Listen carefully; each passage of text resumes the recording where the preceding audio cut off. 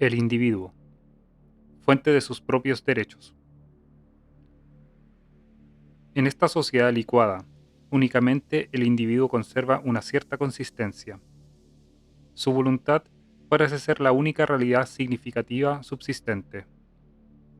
Esta realidad no es otra que lo que él dice de sí mismo. Autonomía y autodeterminación. La autonomía individual, nueva fuente de legitimidad. Sin un orden natural o social, es decir, sin realidad preexistente que dé un sentido y una medida a nuestras acciones, la libertad se identifica con la ausencia de obligación, es indeterminada, carece de término exterior a ella misma, y así no se distingue de la voluntad que la mueve. La libertad y la voluntad se confunden en una voluntad libre. Cuando se ignora o rechaza este orden natural, la moralidad de los actos queda reducida exclusivamente a la intención de sus autores. Dado que el contexto ya no da sentido a los actos, solo la intención del sujeto sigue siendo significativa. El individuo es entonces el único señor de la moral de su vida privada. Desde el punto de vista de los terceros y de la sociedad, esta intención no puede ser juzgada en relación con lo que pretende, sino solo en función de su calidad interna, es decir, de su integridad o sinceridad. La intención y por consiguiente el acto serán considerados así como buenos si expresan plenamente la intención del sujeto, y malos si se hacen bajo presión. En consecuencia, solo el grado de libertad determina la bondad de los actos. Un acto es bueno porque es la expresión pura del individuo. De ahí se desprende que un acto puede ser bueno aunque pueda parecer inmoral, con tal que haya sido querido libremente. Solo el individuo puede saber por sí mismo lo que está bien, solo él puede determinarse. Fue en 2002, con ocasión de un caso de suicidio asistido, cuando el Tribunal Europeo convirtió la autodeterminación en un principio importante que subyace a la interpretación de las garantías del artículo 8, que protege la vida privada, aun cuando, como reconoce el mismo tribunal, este principio nunca se ha establecido con anterioridad. ¿Cómo se lleva a cabo esta autodeterminación?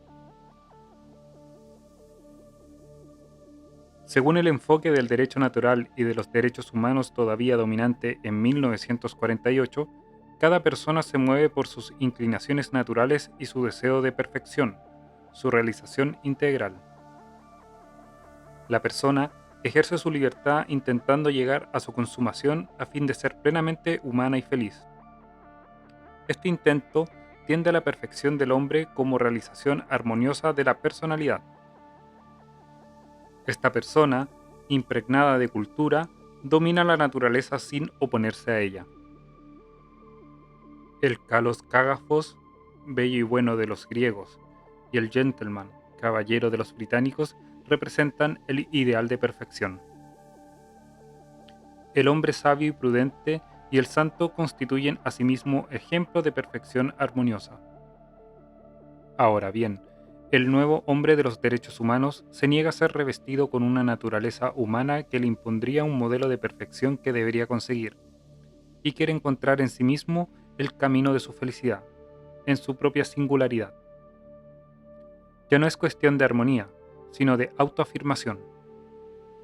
El Tribunal Europeo ha convertido este deseo en un derecho a la realización integral personal, asociada a veces al derecho al desarrollo personal, que son dos de los componentes del derecho al respeto de la vida privada. Este derecho es casi sinónimo del derecho a la autodeterminación. Es la sustancia de lo que vive el sujeto. Buscando el camino de su realización integral es como se autodetermina el individuo. Este busca su felicidad y de ahí deduce su propia moral. La consumación difiere de la realización integral, porque presupone una naturaleza que es preciso perfeccionar en uno mismo e implica la finitud del hombre, mientras que la realización integral, y todavía más el desarrollo integral, designa una satisfacción extraída de un proceso de crecimiento. La consumación es una conclusión, es el todo que coincide con el fin, como el fruto que anuncia el otoño. Por el contrario, la realización integral es una primavera colmada de vida. Al contrario que la consumación, el derecho a la realización integral o al desarrollo excluye todo límite al individuo. ¿Cómo se manifiesta en concreto este movimiento de realización integral personal? El individuo expresa este movimiento por medio de sus deseos. Estos son todos los que el individuo siente como favorable a su realización integral y por consiguiente a su felicidad. El espíritu individual, recordémoslo, no es la razón, no está sujeto a la lógica y a la realidad de la materia. Ciertamente, el individuo sigue buscando por medio de la razón los medios para alcanzar su bien. Pero el deseo es, antes que la razón, la expresión más directa, la más pura, del espíritu individual. Es el movimiento interior y espontáneo que precede a la voluntad y que empuja a cada uno a querer su bien. El deseo, al identificar el propio bien, determina al individuo y fija su moral. De modo diferente, la razón no expresa la singularidad del individuo, sino que, al contrario, le somete a una presión provocada por el hecho de tomar en cuenta lo externo. La tendencia a hacer primar el deseo sobre la razón mantiene al individuo en una actitud adolescente. El deseo individual carece entonces de límite natural.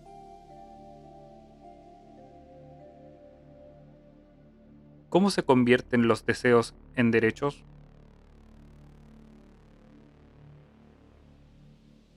Los deseos son fuente de derechos subjetivos. Así sucede con los deseos naturales de dar satisfacción a unas facultades propiamente humanas, tales como fundar una familia, instruirse, asociarse o expresarse. Pero lo mismo sucede, ahora que falta la naturaleza, con los deseos no naturales. Así, el tribunal ha visto en el deseo de recurrir a la procreación médicamente asistida para tener un hijo no enfermo una forma de expresión de la vida privada y familiar. Lo mismo ocurre, entre otros, con los deseos enfermizos de morir, de gozar con el sufrimiento de otros o el de abortar. Estos deseos no estaban protegidos por la Convención en el momento en que fue adoptada, pero el tribunal les ha ido dando progresivamente fuerza de derecho, al estimar que las autoridades públicas deben justificar toda traba a su realización. De este modo, es el deseo el que se ve revestido del principio de la legitimidad, mientras que se presume a la sociedad de arbitraria. Mientras que la sociedad debe demostrar, bajo la escrupulosa mirada de los jueces, la necesidad de su injerencia en la consumación de los deseos individuales. Estos, por el contrario, no pueden ser puestos en tela de juicio.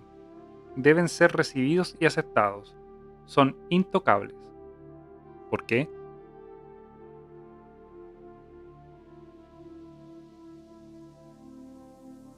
¿Qué es lo que da a los deseos, incluso a los más irracionales, el valor de norma?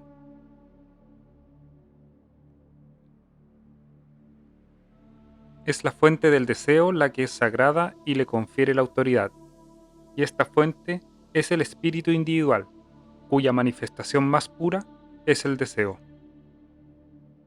Este ámbito del espíritu, de la individualidad, lo que el tribunal llama la esfera personal, puede ser considerado sagrado, porque está efectivamente separado de lo común, que es materia profana y de una naturaleza más elevada. Es un templo. Etimológicamente, tanto sagrado como templo designan lo que está separado. Todo deseo que sale del templo del espíritu entra, dignificado, en el campo social y en él se afirma como un derecho. Revestido así del carácter sagrado de la dignidad del espíritu individual, el deseo se convierte en una norma, en un nomos, y la autodeterminación en autonomía. Aparece así el sentido de la autonomía, como deseo digno. Esta autonomía individual se ha convertido en el ideal de los derechos humanos y de la sociedad occidental. Designa lo propio del individuo, su capacidad para determinar él mismo la ley a la que se somete. Hasta el advenimiento del individuo y durante la redacción de la Declaración Universal no se hablaba de autonomía más que para calificar unos territorios o algunos grupos humanos, pero nunca de personas aisladas. La idea de que una persona sola pueda pretenderse autónoma hubiera parecido una locura, porque para vivir solo es preciso ser una bestia o bien un dios, como señala Aristóteles.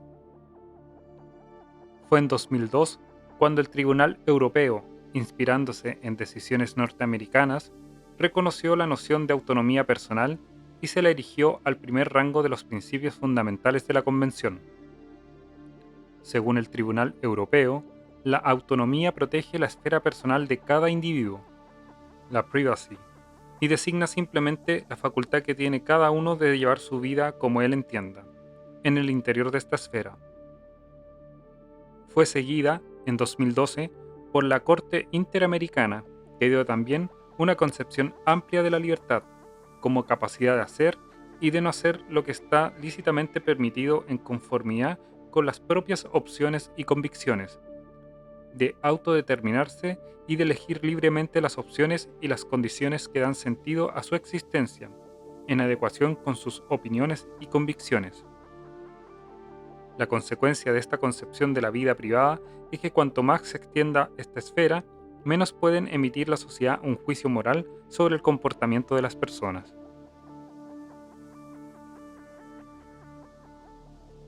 La extensión de la vida privada neutraliza la moralidad pública.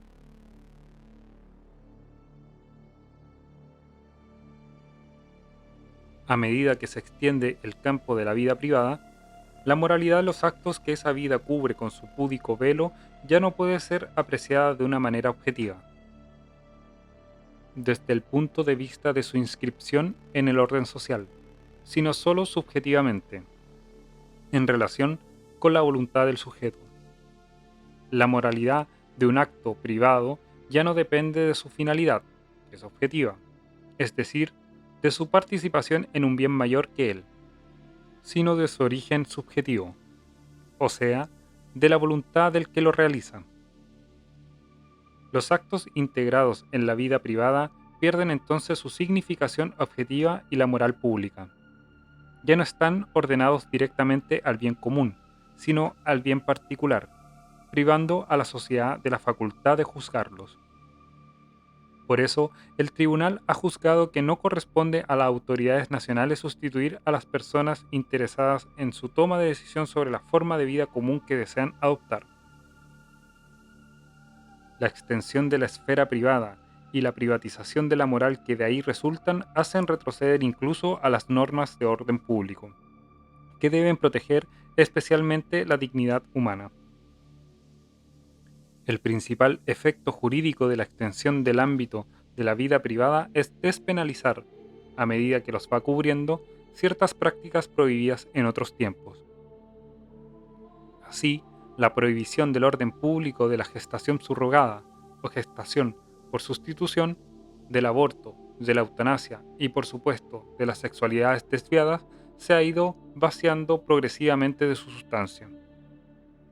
Así, después de haber admitido durante mucho tiempo la penalización de las relaciones homosexuales, el Tribunal Europeo ha impuesto a continuación su despenalización al introducirlas en el campo de la vida privada. Toda acción que entre en el campo de la vida privada pierde su objetividad moral y reivindica la tolerancia. La Corte Suprema de los Estados Unidos siguió este ejemplo en 2003 al declarar que la reprobación moral no confiere una justificación legítima a la legislación de Texas que criminaliza la sodomía.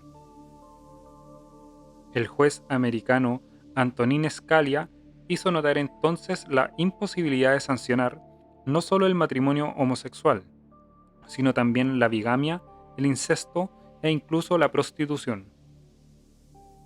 Algunas instancias de la ONU le dieron la razón 3 años más tarde, recomendando a los estados reexaminar, en vista a su abrogación, las cláusulas de la legislación penal que prohíbe los actos sexuales, adulterio, sodomía, fornicación, relaciones sexuales con tarifas, etc., en la que se implican en privado adultos con su consentimiento. Para el Comité de Derechos Humanos, calificar estos actos de infracciones penales supone un atentado contra el derecho a la vida privada. Con todo, la Declaración Universal y la Convención Europea hacen frecuentemente referencias a la moral, aunque siempre como un límite puesto por la sociedad al ejercicio de las libertades individuales, de suerte que la moral aparece aquí como algo que se opone a la libertad. Cabe comprender así que el Tribunal Europeo haya devaluado esta moral llegando a abrazar el relativismo hasta tal punto que, para él, la moral ya no es en nuestros días más que una noción variable en el tiempo y en el espacio. Es relativa y contingente.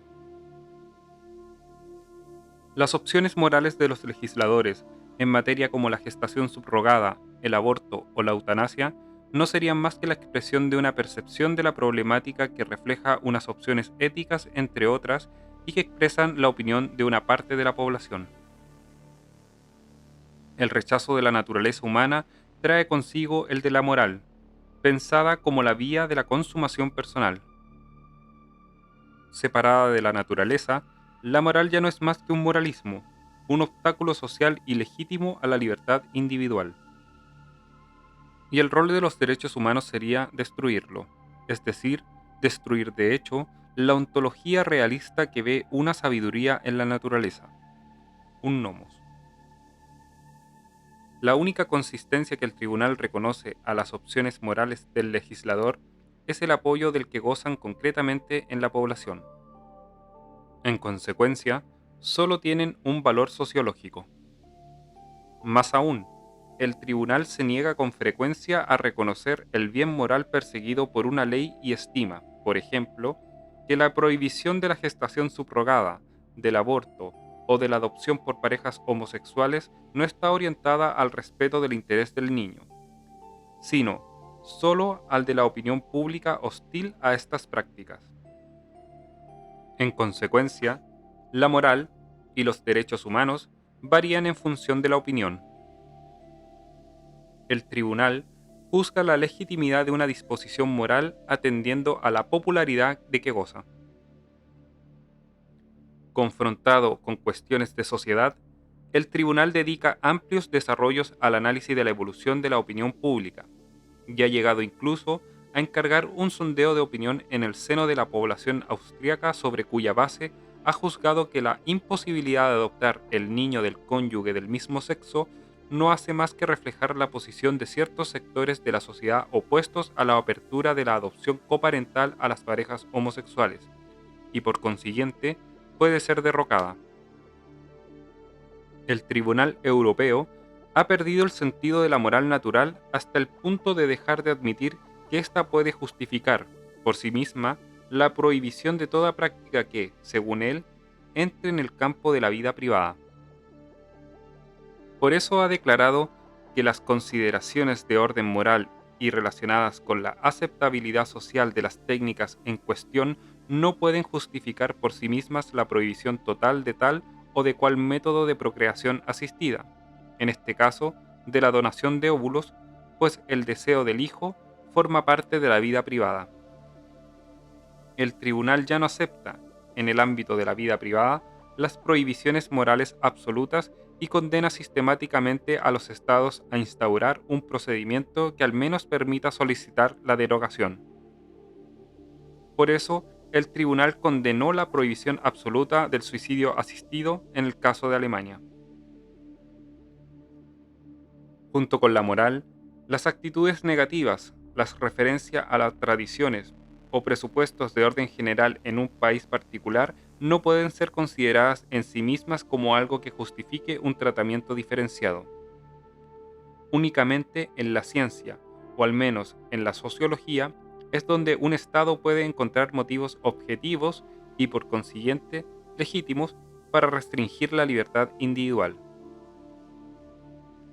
En el caso X y otros contra Austria, el tribunal eliminó los motivos morales, culturales y naturales presentados por el gobierno austriaco en apoyo de su legislación, exigiendo que aportara estudios científicos u otros elementos de prueba susceptibles de demostrar que las familias homoparentales no pueden ocuparse en ningún caso convenientemente de un niño.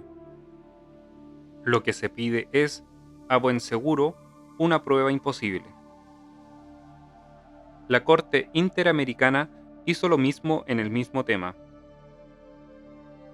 El Comité de los Derechos del Niño de la ONU recurrió asimismo al discurso científico para rebatir los valores culturales y religiosos opuestos a su concepción de la educación sexual.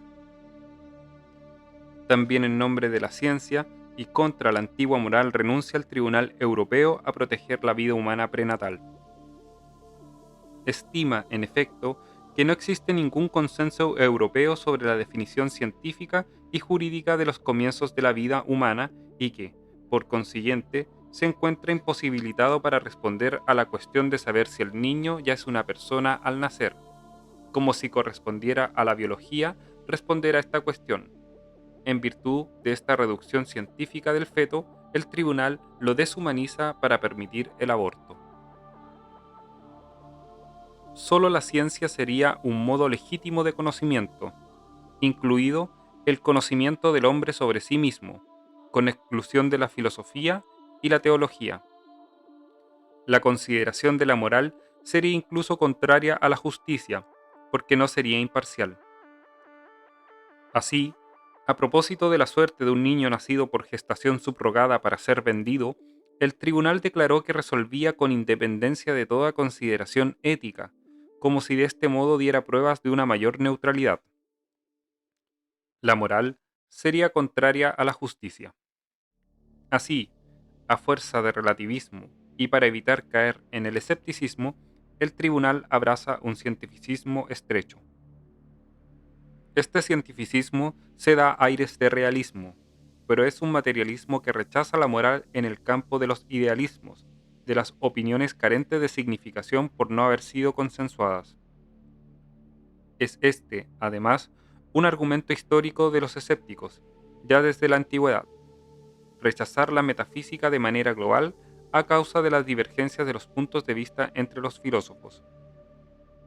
Según este cientificismo, la ciencia sería el único modo de conocimiento. El tribunal opone la ciencia a los valores, como si únicamente la ciencia estuviera dotada de objetividad y de una realidad sobre la que fundamentar su juicio. Al hacerlo, socava sus propios fundamentos, porque le es imposible probar científicamente la justedad de los derechos humanos. Peor aún, vuelve a conectar con el reduccionismo cientificista del hombre propio de la ideología materialista contra la que fue instituido en la posguerra.